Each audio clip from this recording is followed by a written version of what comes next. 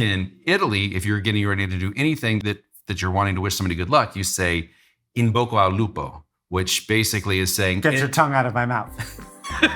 No, close. Okay.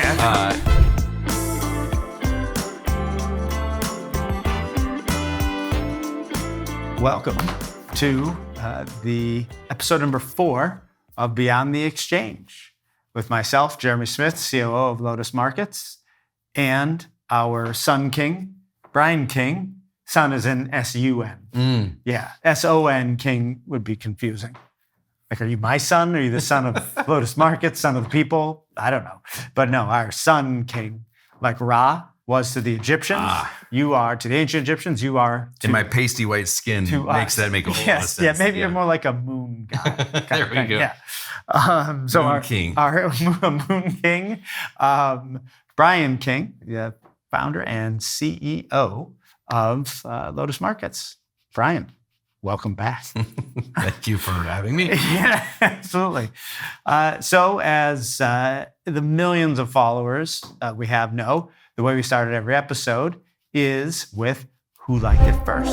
So Brian, do you want to both explain again for our audience what who liked it first is and how this will be the last who liked it first? This will be the last. It became a one-sided competition. It was between Nathan's mom and my mom. My mom is a rock star at being the first one to like any post that comes out from Lodas.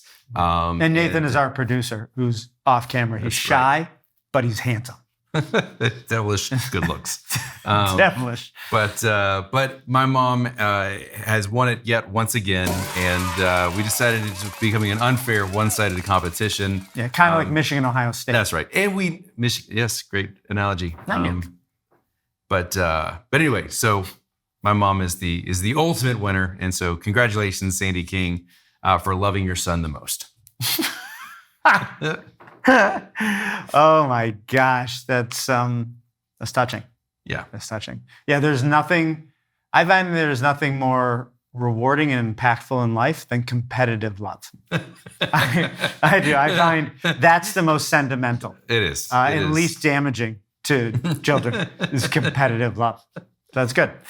All right, so cue the tombstone that pops up, maybe. I don't know. Okay. I'm not going to tell Nathan what to do. He knows. He crushes it. By the way, Nathan, I mean to tell you, and all the people who've watched you have said, you are killing it on the graphic overlays and stuff. So keep it up.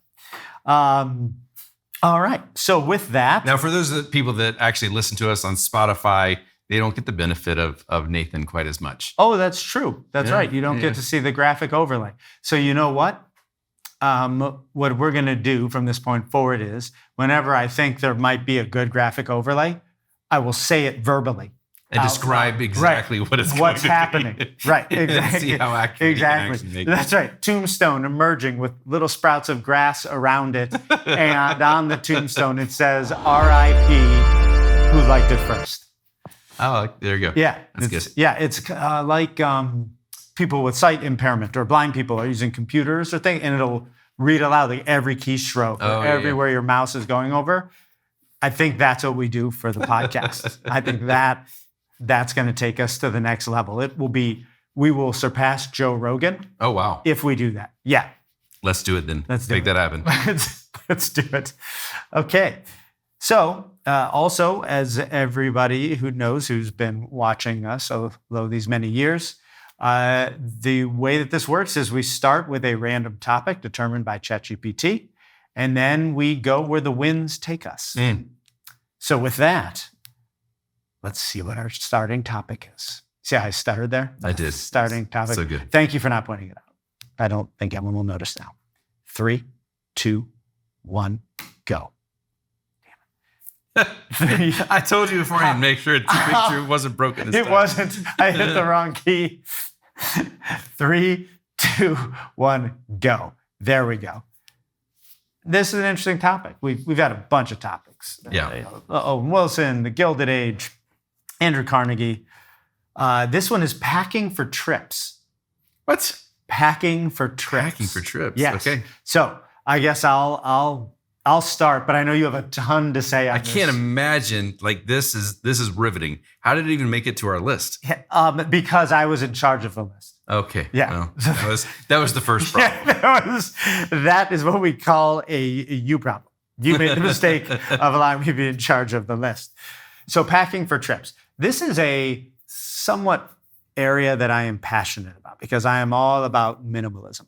In my life. If you ever saw my house or anything, I have like 11 pieces of furniture throughout the entirety of the house.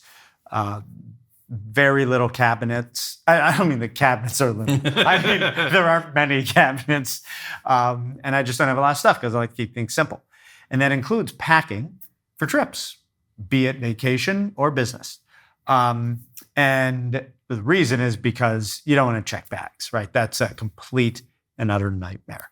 And it's always best to keep things simple if you can. So here's what I do. And I have tried to pass this wisdom on to my children who I think have adopted it somewhat. Okay. Which is you try to pack synergistically. That's right. Now I probably could stop because I'm sure everybody gets what I'm talking about, but I'll continue. Which is you pack things that work with each other so that you don't have to pack more of those things. So, for example, these jeans that I'm wearing right now. Nathan, if you could pan down to my jeans. I'm kidding. The cameras don't work that way. And that would be highly inappropriate. But my jeans go with pretty much any button-down shirt that I have. So what I'll do is going on a 3-day business trip, I won't even pack pants. I'll wear the jeans that I'm going to wear every single day because those jeans go with my any of the shirts that I would pick. If there happen to be shirts that don't go with these pairs of jeans, then they don't make it on the trip with me, right? That way, I literally pack no pants unless there's something fancy, but let's say that there isn't. Then when it comes to, so if I'm going for 3 days, okay, I need 3 pairs of underwear.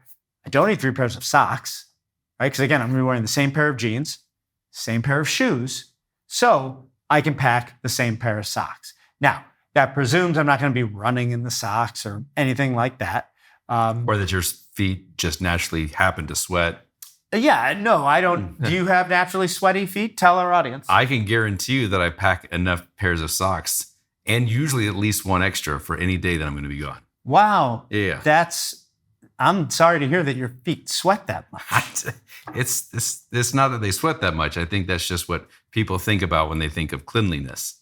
Yeah. Right. That's the thing. And people have a common misconception of cleanliness. I see. And our society has become overly clean. Because the thing is, my jeans, for example, if I wear them 3 days in a row, they don't smell. And they don't have any visible dirt. So cleanliness in what sense? Yes, if I were going to eat meals off of them, then that might be an issue to have them 3 days in a row. But ever since I was like 22, I stopped eating meals off my pants. And so I don't need multiple pairs of pants for 3 days. Same thing with socks. I will wear 1 pair of socks and then I'll pack 1 pair just as a backup in case my feet get Brian, as I call them, meaning incredibly sweaty for no apparent reason. Interesting. And then, I'll pack 3 shirts like this, but I need to sleep in something, right? Well, I don't need, not to get too graphic, but I don't need to pack any pants to sleep in. Yeah, I'm not 9. I don't need pajamas, right? I can just sleep in my underwear and that's fine. And then a t-shirt, right? Because again, okay, does it get a little stinky after 3 days? Not really, but maybe, but so what? I'm just sleeping in it, alone. What's interesting is I already knew this, but I'm realizing how different you and I actually are right now. Real live action. We are very different people. All right. So I'll finish this and then I'm going to ask how you pack. But so if we now do the rundown on, okay, what is Jeremy packing for a 3-day trip? 0 pairs of pants because I'm wearing them. 0 pairs of shoes because I'm wearing them. 1 pair of backup socks. 3 dress shirts. 1 shirt to sleep in. And I'm done.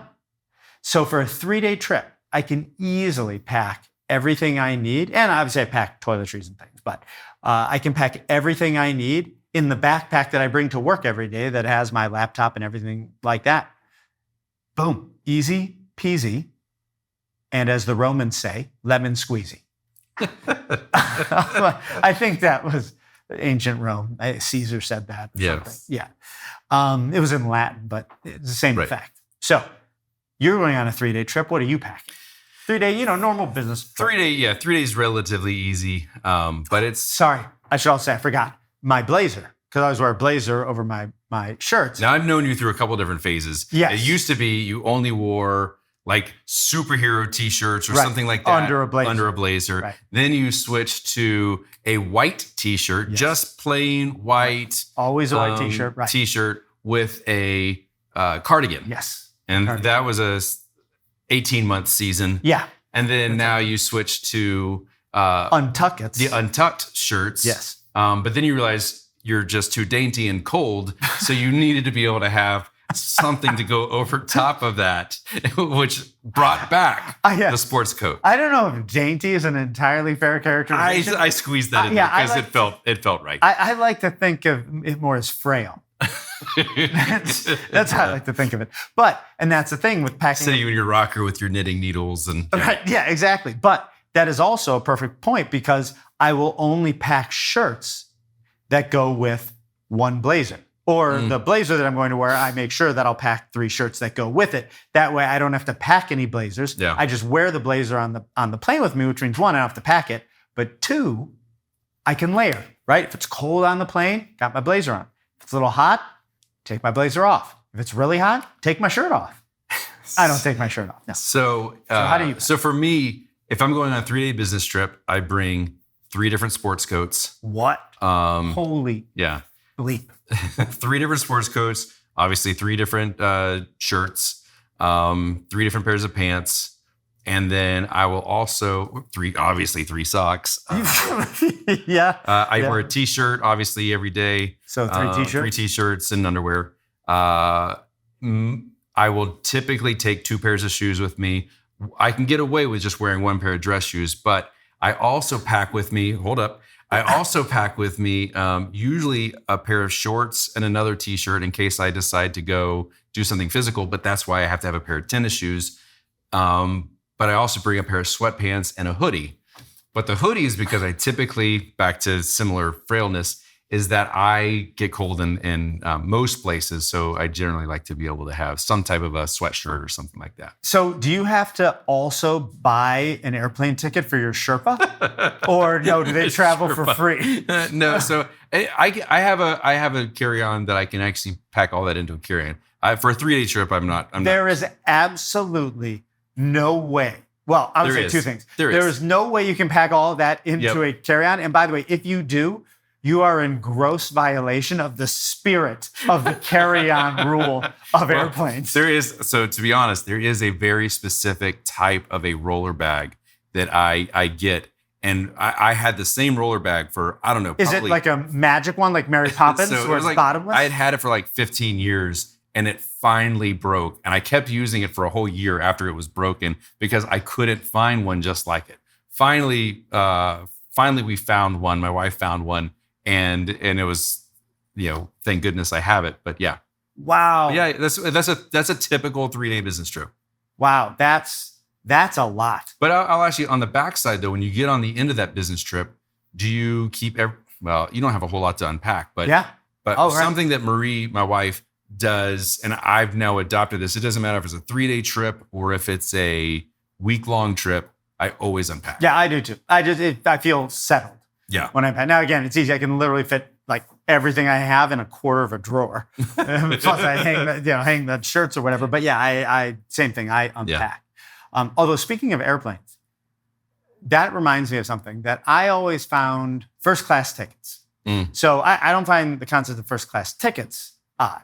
But what I do find odd is that first class tickets get on first. Like, to me, the worst time is being on the plane, right? That's when you're most constrained and all of that. And I don't really use first class tickets ever, but just conceptually, this I always found this odd. that like it seems to me one of the benefits that should come with the first class tickets is you get to get on last. Yeah, right. I All would the agree other with that. cattle are herded on, which includes me because I don't do first class tickets. So all the cattle there, please don't text us or message or in the comments, but do like and subscribe below. And then the first class people get to come on last. And as soon as they get on and they sit down, boom, plane's ready to go. That seems the ideal experience. I agree. They entice you though with the idea of a cocktail or something like that, but you don't drink, so that's true, right? And maybe that's why I never saw that benefit, right? Is that I don't drink, so it didn't occur to me that would be a benefit to sit on the plane a little extra because you get some alcohol to go with it. It's interesting. You also get first shot at where you put your luggage and stuff like that too. So Yeah, if you get on last, you might not be able to take your carry-on. Yeah, but they don't let the cattle put luggage up in the first class area, right? They keep it like usually. Yeah, they shut the gate on the thing and keep it in the pen, and you have to fight. I don't ever pay for first class, but I've done enough traveling on Delta that I almost always get upgraded to first class. Wow, excuse me. I don't know if anyone else knew that we were podcasting with royalty, but your last name, I should have known that. Is King, yeah. Yeah, it is King. King of Delta. I don't travel quite as much anymore, but there was a season where I was in New York sometimes every week. Yeah. If not every other, it was every other week, sometimes every week. Yeah, I gotta say, that sounds like the worst thing to be king of. Like king of Prussia, king of the world, king of Delta Airlines. That does not sound super regal. It wears on. No on offense, Your Majesty. It does wear on you. Yeah. Heavy is the crown, as they say. They don't say that. I believe they say heavy is the head that wears the crown. Oh, there you go. Not heavy is the well, the head. crown could be pretty heavy. Or heavy is the crown that. Yeah, I think it's heavy is the head. I don't know. Let us know in the comments what the saying is. But I think I'm right. Although, have we ever talked about? I don't think we have. I mean, we might have, but I don't know that on the podcast that we have about sayings that aren't the whole saying. Oh, yeah. You and I have talked about that. Yeah, but not on here. Yeah. So that is honestly one of the things I find most interesting is that there are sayings that you think you know the saying, which is, example is, speak of the devil, right? Which is something you say when you're talking about someone and they happen to, come in the door into the room. But the thing is, there are so many sayings, that being one example, where what we say as the saying is only half of the actual saying. So the full saying of speak of the devil is speak of the devil and he shall appear. Or something like that. I might be butchering a word or two, but that's effectively, it. And so if you Google like half sayings or sayings that have another part, there's actually some really interesting results of sayings like, oh my gosh, I had no idea that there was a second half of that. But there's a certain subcategory of those sorts of sayings where you only know half of the actual saying that I find particularly fascinating. And do you know what those are? Enlighten us. See, that's how you build suspense. That's how you get audience and market share is with cliffhangers like that. Like if we were really doing this is where we'd end the episode. And they'd have to wait until the next episode. Week. Yeah, they'd be talking about it on TV Guide and in People Magazine and Entertainment Weekly and all sorts of publications that don't exist anymore. But that there are sayings of which you only know half. But the second half of the saying actually completely reverses the meaning of what we think the meaning of the saying is. So an example of that is curiosity killed the cat. So, we think, that's the whole saying. And this saying essentially means, hey, don't be overly nosy because, it'll only lead to you getting in trouble and bad things happening to you. But in fact, it's only half the saying. And the second half completely reverses the meaning of it, which is it's curiosity killed the cat, but satisfaction brought it back. Meaning, there might be some trouble or something if you're a little nosy, but the value and joy you get from the information that you got is worth the pain that you actually had to go through. So not only is it half the saying, but it's actually taken on the opposite meaning than it was intended to. Interesting. Yeah. Well, it's funny. So we had a foreign exchange student live with us for the Italian. The Italian. Okay. Yeah. Yes, so because for about a year. Brian and his wife love taking in foreign exchange students to a level and a degree that is honestly concerning. That's not true. And if the FBI is listening, you may want to look into them. But so this was the Italian. This was lad. the Italian. Yes. And so a lot of times we have those sayings you talk about that we have, like to the average person, if they come into our country, we say it's like, we say colloquialism. A colloquialism that they don't understand. Like that doesn't make any sense. Why would you say that? Right. But they also, you kind of really, you realize some of those colloquialisms and how bizarre they can be. And so in Italian, for instance, for us, when you say good luck to somebody, well, if somebody's acting or they're in a show or musical or something like that, you would say break a leg. Right. Well, you say break a leg because saying good luck is actually bad luck. Right. But in Italy, if you're getting ready to do anything that you're wanting to wish somebody good luck, you say in bocca al lupo, which basically is saying get your tongue out of my mouth. No, close. Okay. Into the wolf of the mouth. Sorry, into the mouth of the wolf. Well, you were really reversing. Really reversed Yeah, that. It's Italian. But into the mouth of the wolf. And then the response, though,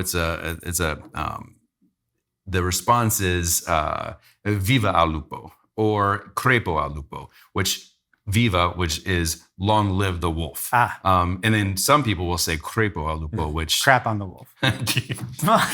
May the wolf die. Oh, I gotcha. Well, that's interesting. So those are actually the opposite.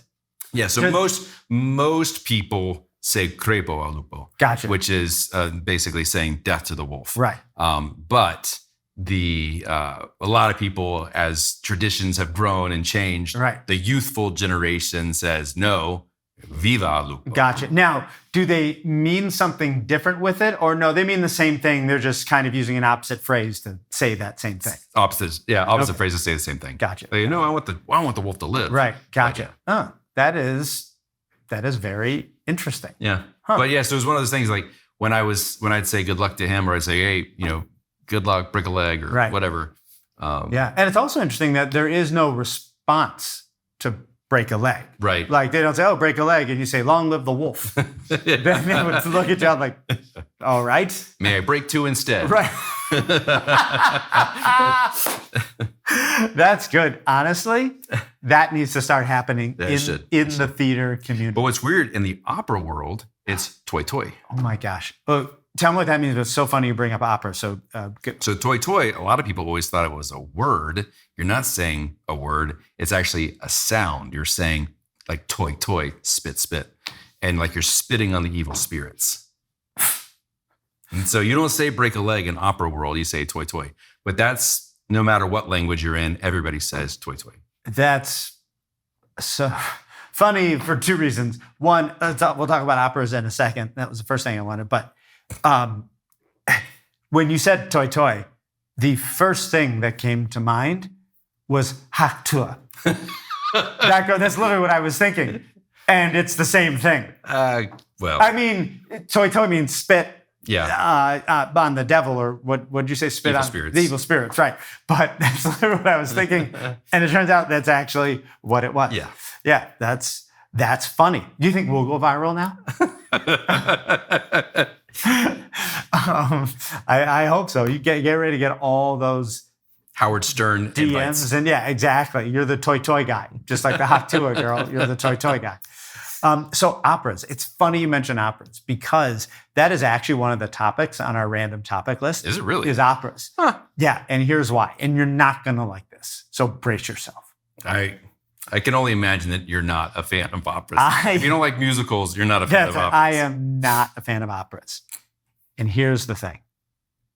And I need you to not take offense at this in front of our audience, which is, I don't think operas are entertaining at all. And I think even the people who say they like operas don't find them entertaining either. And they just say that. They go to operas and talk about, because it makes them feel superior. Because they like this form, this classical form of entertainment. It's like reading A Tale of Two Cities, right? That book is garbage. Garbage. But it's Charles Dickens. And so I'm sophisticated in that I like the fact that it was the best of times and the worst of times. But that book was terrible. And we all know it. They all know it. And I think it's the same with operas. Because operas, they were invented at a time when the only other form of entertainment was like watching the fireplace burn. That was it. It's that or the opera. So of course the opera is like amazing. But now we live in a world of YouTube and video games and memes and sports. And opera is just terrible. So I do definitely disagree with you. Even though the case I just laid out, which was airtight, you disagree. So where do you disagree? Well, I do really enjoy going to operas, and I would actually put it in this perspective. Like, obviously, I sing opera. I've been in mini operas throughout my life. What are mini operas? Manny operas. But no, I've been in a lot throughout my life. But the most of the people in my circle, though, do not appreciate operas. In fact, most of them, like you, make fun of operas. Yet I still go. Right. So it's not like I'm getting some, like social I'm not currency. There's no social currency being gathered by me going to an opera. Right. The same way you truly love the tuba. That's right. Right. And playing it, because there's no social currency. It's anti-currency. Actually, it is simply a target painted on you for bullies. And yet you still did it. So you like tuba. And you're saying the opera is the same, because nobody is looked on favorably who likes operas. Well, there are circles where people are. I think there are people that's what their class of people do. You live in New York. You're in an upper class. Right. Like you go to the ballet. Now, similarly, like I don't like the ballet. That's not something I've ever enjoyed. I don't fully grasp it. But was it because your father was killed by a ballerina? No, he was killed by cancer. That's a different story. But so you don't go to oncology units for entertainment. No, it's too scarring. No. Gotcha. Okay. And it's been 10 years, and it still feels too soon to make that joke. I don't know why. But anyway. So no, I absolutely love it. Like for me, like to hear, there's one of the most famous tenor arias. Is Nessun Dorma. Nessun Dorma. Yeah. That's what I was going to say. Yeah. But you're coming up. So literally, like that's been a soundtrack in many, many movies. And like, to me, that like evokes something. Like emotionally sounds weird, but like to me, I can feel that. Like there's something about hearing that performance that evokes something. Je ne sais quoi, right? I don't know. Yeah. No, that's the same. Like, does that, if you hear that, again, you're not a music guy, but do you get anything like an emotional? Yeah. Like, does it? Yeah. Charge or something from for the most part, no. But it's mostly because I'm sociopathic and I have no emotions. Right. So because again, you've talked about the fact that music generally doesn't do anything for you. Yeah, but it's because that is really something that's wrong with me, not the rest of society. Because if there's one, thank you for agreeing, because that's one thing that sort of links all of humanity throughout its entire existence, even back to the caveman days, is a love and appreciation for music. Right? Yeah, the types vary. I've always said two things. I believe music and sports. Now, obviously, not all people love sports. Yeah. But among people that do enjoy sports, that is something that can bring so many people, no matter what walk of life they're from, race, religion, creed, doesn't matter. Like that's something that you can all enjoy together. And I think music is the same. Unless you're, as you said, a sociopath that can't appreciate music. Right. Because similarly, and we'll leave it here because we're about at time, I can't appreciate it. It's probably the same missing part of my brain. of why I can't appreciate music is also why I don't really appreciate sightseeing. Like I go and History I see stuff? that's a little different. That's for another podcast. But like if I go, like I'm going to some city and someone's like, oh, do you want to go see the Eiffel Tower, or do you want to go see the Empire State Building, or the San Francisco Bay Bridge? What's it called? Well, whatever it's called. Golden Gate? The Golden Gate Bridge. That's what it's called. Yes. I'm like, nah. It doesn't do anything for me to see this stuff. And I don't know why it doesn't, but I do think it is part of the same part of my brain that's missing, and why I don't appreciate music. But yeah. Were you hugged as a child? By whom? Did your parents love you? Did they care for you? They did, but you know what? Okay, so we're gonna extend this episode by just a little bit, because this is actually strangely relevant. Not my parents hugging me, and yes, I was hugged by my parents. They love me very much, I was told. Not directly by them; that would be too. But friends of theirs told me that they loved me. But I was riding in the car with my daughter the other day. It was like 2 days ago. And she wanted to play me some of the music that she and her friends listened to, just to see what I thought of it. And so she played a couple of songs, and I pretty much liked them. I'm like, yeah, those are good. And then it's midway through like the third song or something, she shut it off. And I was like, why'd you shut it off? What are you doing? She goes, I don't really like listening to music in the car. I'm like, you don't? What? She's like, no, not really when I get ready either. Like putting her makeup on and stuff like that. She doesn't like listening to music in the car or like getting ready. Instead, she likes to listen to like Instagram videos or YouTube videos like me. I like to listen to spoken word, not music. And apparently, just finding this out, because also I try to keep a nice professional distance from my children, I'm finding out that she does not really like, she likes listening to music more than I do, because she'll listen to it with her friends and stuff as a social activity, but she doesn't really enjoy listening to music and doesn't really do it on her own. And so that is when I learned. And then someone asked me, well, was your mom or dad like that? I realized my dad was like that. He didn't really listen to much music either. And so I realized that this is a genetic defect. This isn't just some random quirk of mine. This is a genetic defect of mine. It's wired differently. Yeah, that was passed on to me, that I have passed on to my daughter. So interesting. Yeah, very interesting. So with that, the last little bit of business here, kind of housekeeping, if you will. Will you? Yes. Okay, good. Which is, we are going to have a new type of episode that we're going to start doing. Did you want to talk a little bit about what those episodes are going to be that'll sort of be in between these normal episodes that we have? Yeah, so Beyond the Exchange has really, the goal of it was just to be able to show things, have conversation among executives about things that have nothing to do with the exchange itself, but see where topics go and just show the personal side of the people behind the exchange. But the long-term vision was also to be able to invite other guests, executives of other firms and people that are in the industry, and to kind of be able to allow them to show their personal side as well. And these are incredibly powerful people who pull all the strings behind society, and you just don't know it. That's right. Yeah. That's right. So our next episode will be featuring our very first guest. Ooh. And we're not going to tell you, because we're going to keep it a surprise.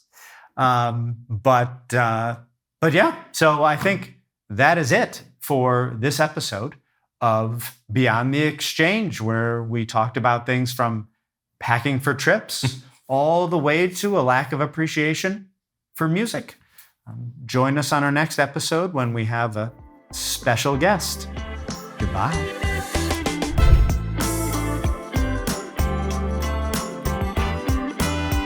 How did packing for trips make it on the daggone list?